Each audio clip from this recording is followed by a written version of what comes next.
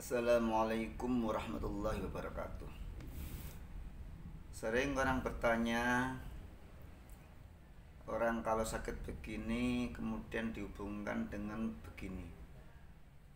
Ustadz, saya pegal-pegal, oh Anda begini, oh begitu.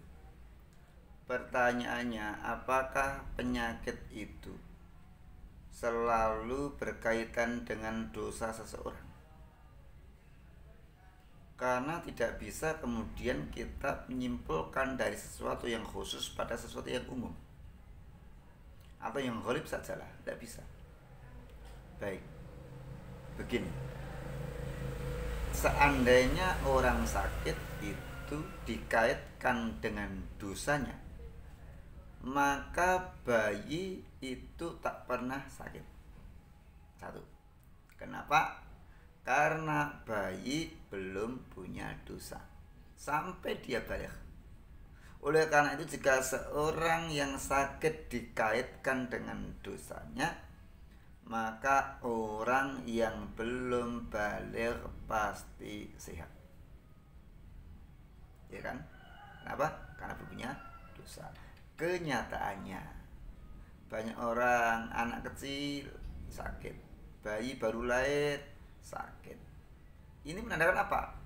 Bahwa sakitnya tidak terkait dengan dosanya. Yang kedua, bahwasanya para nabi, para rasul itu juga mengalami sakit, padahal beliau maksum.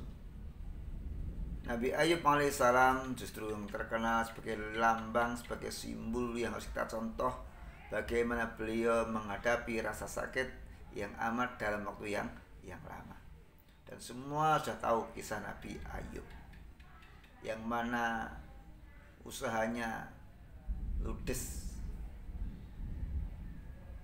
tanamannya, sawah ladangnya gagal panen, ternaknya mati, anaknya meninggal, sampai beliau sakit. Apakah karena beliau melakukan dosa?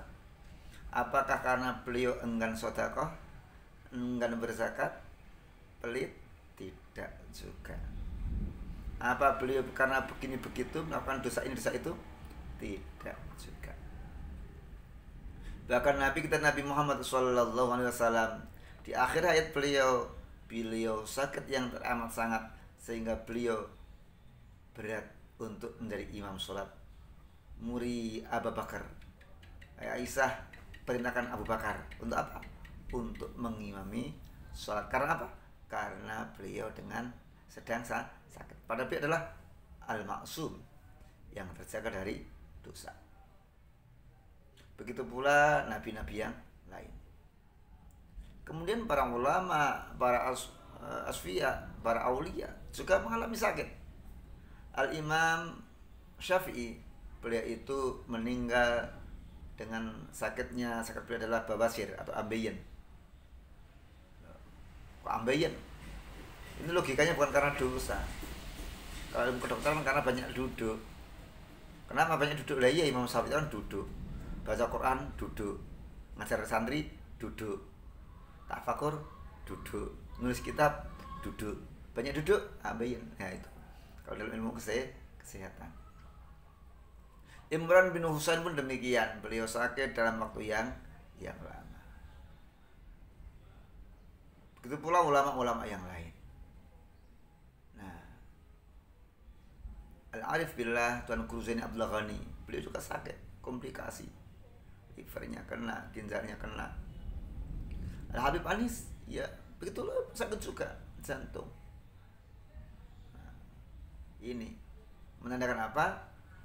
Sakit itu tidak selamanya terkait dengan dosa.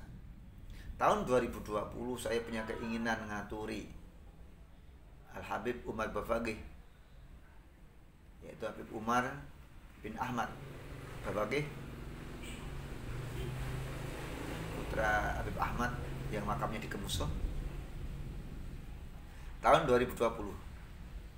Tapi apa daya, Corona datang. Kemudian 2022 Mandali sudah aman terkendali.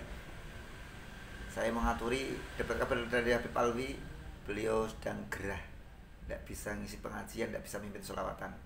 Dan siang tadi saya mendengar beliau wafat, menghadap kehadirat Allah Subhanahu Wa Taala karena sakit.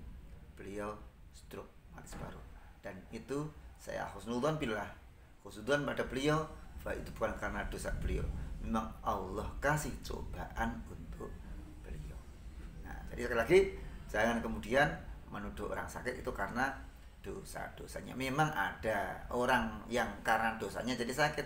Contohnya orang yang selalu kepelacuran, akhirnya kena penyakit AIDS. Nah, AIDS-nya kenapa? Tertular dari si pelacur. Itu ya mungkin.